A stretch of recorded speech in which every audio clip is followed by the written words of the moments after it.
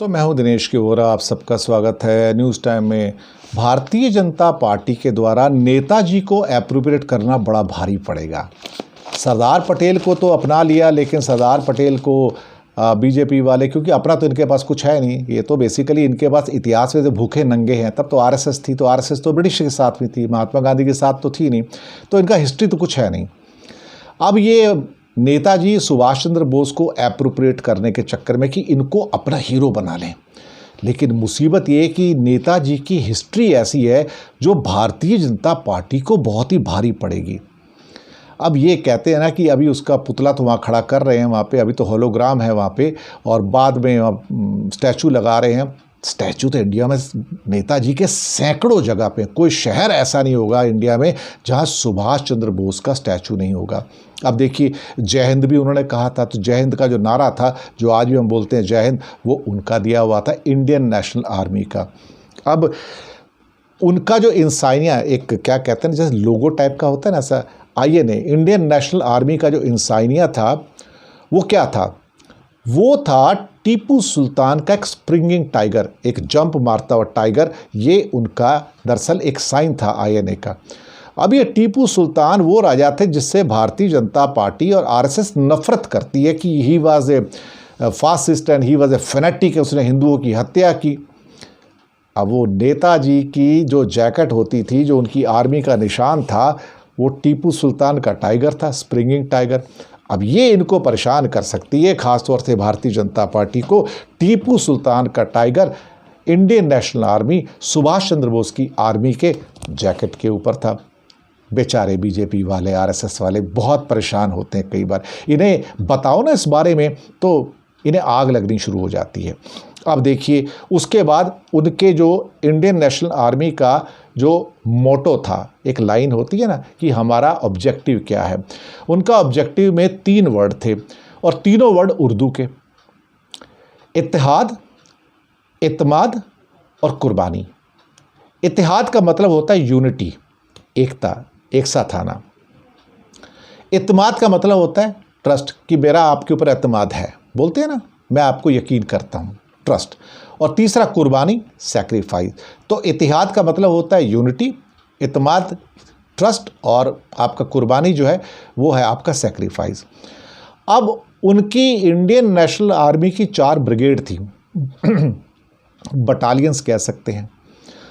Bharatiya Janata party ने और RSS ने बड़ा प्रचार किया।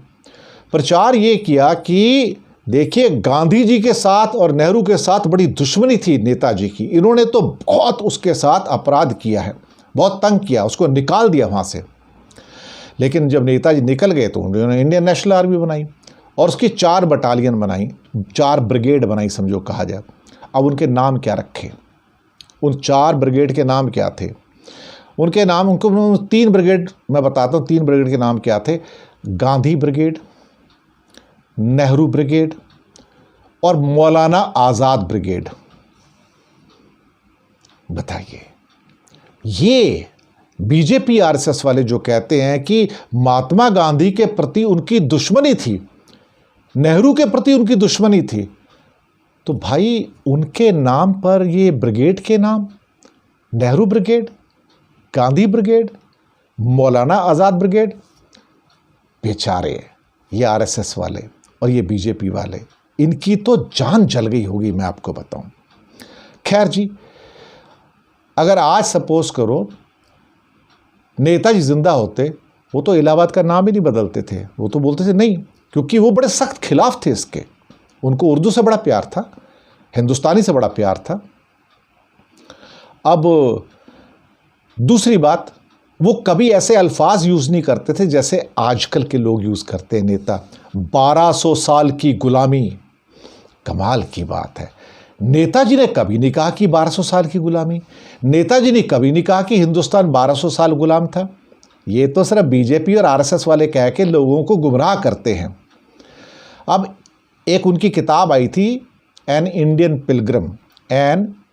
पिलग्रिम, जिसमें लिखते हैं, history will bear me out when I say that it's no misnomer to talk of Muslim rule when describing the political order in India prior to the advent of British. whether we talk of Mughal emperor or Delhi or the Muslim kings of Bengal, we shall find that in either case the administration was run by Hindus and Muslims together, and many of the prominent cabinet ministers of generals were Hindus.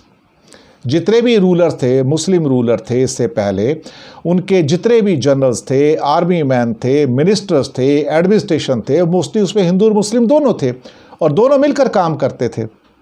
इसलिए ये कहना बेकार है कि वो मुस्लिम rule था, क्योंकि वहाँ भी सारे के सारे जो ऑफिसर्स थे, एडमिनिस्ट्रेटर थे, मैनेजर्स थे या बाकी जो गवर्नर्स थे, हिंदूज थे सारे के सारे।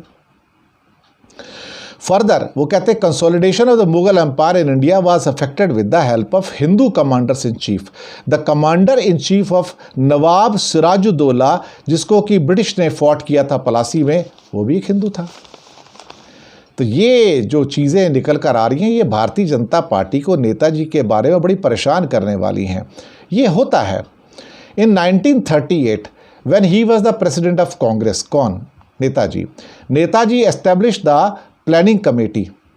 ही appointed Jawaharlal Nehru as its chairman after independence. अब ये प्लानिंग कमीशन बना है हमारा, जिसको कि मोदी जी ने तोड़ के नीति आयोग बना दिया, उसको बनाने वाला कौन था? नेताजी सुभाष चंद्र बोस। और नेताजी ने चेयरमैन किसको बनाया था?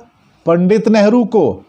अब जिसके साथ दुश्मनी की ये बात करते हैं, तो प्लानिंग कमीशन, अब इसको हटा के नीति आयोग 2015 में उन्होंने बना दिया। अब नेताजी जो थे, आपस में जितने भी हिंदुस्तान में जो मज़हब थे, धर्म थे, उन सबको एक जैसा देखते थे और उनका कहना था कि the government of India should have an absolutely neutral and impartial attitude towards all religion. ये उन्होंने लिखा था।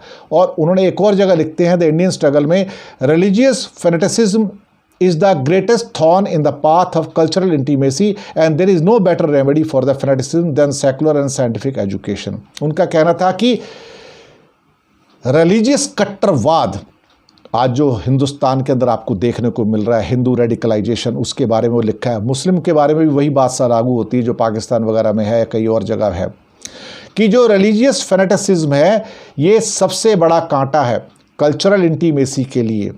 और उनका कहना है कि इसका एक ही इलाज है, सेकुलरिज्म और साइंटिफिक एजुकेशन। और ये हिंदू राष्ट्र की बात करते हैं। हिंदू राष्ट्र यानी कि जो सुभाष चंद्र बोस ने कहा था उसका बिल्कुल उल्टा। इसलिए मैंने कहा कि ये लोग नेताजी को एप्रोप्रिएट करके बड़ा ही दुखी हो जाएंगे, क्योंकि नेताजी की हर चीज़ उनके खिलाफ थी और नेताजी तो बिल्कुल लेफ्टिस्ट थे। अब ये लेफ्टिस्ट तो बीजेपी के लिए माओवादी हैं, नक्सल हैं। अगर आज सुभाष चंद्र बोस जिंदा होते तो ये तो उनको जेल में डाल देते थे कि ये तो फेनेटिक हैं, नक्सलवादी हैं, माओवादी हैं। मैं आपको दावे के साथ कह सकता हूँ। तो ये तो चीज़ें जो इस पर हमने आपको थोड़ी थोड़ी बताई हैं कि अब तो देखा जाए तो गांधी जी का अबाइड बाय मी जो था, प्रिय भजन जो था, उसको भी बीटिंग द रिट्रीट से मोदी जी ने अब निकाल दिया है। और दूसरी बात एक इम्पॉर्टेंट रह गई कि महात्मा गांधी को फादर ऑफ नेशन किसने कहा था? आप सोच रहे होंगे, नेताजी ने कहा था। सुभाष चंद्र बोस ने उनको उपाधि दी थी कि ये फादर ऑफ नेशन है, जो आज तक होते हैं।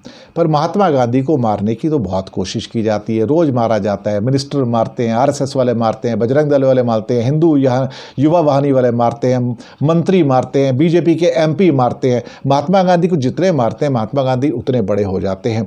एक टाइम ऐसा आएगा, बीजेपी नहीं रहेगी, आरएसएस नहीं रहेगी, महात्मा गांधी फिर भी रहेंगे, क्योंकि ये आरएसएस और ये बजरंग दल जैसे बेवकूफ़ लोगों को पता नहीं है कि वो किससे डील कर रहे हैं। भगवान बुद्ध को भी लोग यही कहते थे। भगवान बुद्ध आज भी हैं, लेकिन उनके टाइम में जो भगवान बुद्ध के जो डिट्रैक्टर्स थे, हमें नहीं पता, ना उनका नाम पता, ना उनकी पार्टी पता, ना ऑर्गेनाइजेशन पता, हमें नहीं पता वो कौन थे। भगवान बुद्ध आज भी हैं। ऐसे ही गांधी कल भी थे, आज भी हैं और कल भी रहेंगे। लेकिन ये बीजेपी और आरएसएस वाले कल रहेंगे नहीं रहेंगे मुझे नहीं पता। अल्टीमेटली ऐसे जो लोग होते हैं जो घृणा करते हैं, नफ़रत की बुनियाद पर ज़िंदा रहते हैं, लोग उनको याद नहीं रखते, क्योंकि लोग याद उनको रखते हैं जो उदारवादी होते हैं, दयावान होते हैं। धन्यवाद।